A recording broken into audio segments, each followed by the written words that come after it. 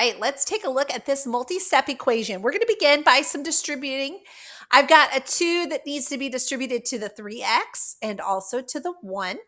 So when we distribute, we multiply. 2 times 3x gives me 6x. 2 times 1 is 2. Then I want you to see this distributing here with the minus. I'm going to change that to a plus as long as I distribute the negative 1 to the parentheses.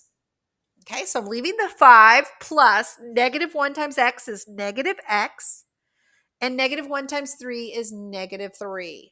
Now, before I start moving things to other sides of the equation, I'm going to go ahead on the right side and combine this 5 and the negative 3.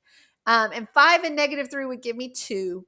And so now I'm ready to start getting all the x's on one side. I think that's easiest by just adding the x here. You'll notice that I'm going to add the x underneath the 6x.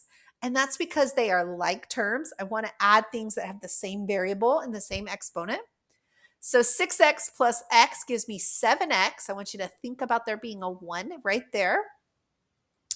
Minus 2 equals 2. And now we start getting x by itself. So we're going to add 2 to both sides. And that's going to give me 7x equals 4. And now we're going to do the opposite of multiplying by 7, which is to divide by 7. And I get that x equals 4/7. Now, I want you to be real careful. Watch your directions. If your directions want an exact answer, then you need to answer 4/7. If your directions say round to the nearest hundredth, then you can put this in a calculator as 4 divided by 7, and then get your decimal and round to the appropriate number of decimal places.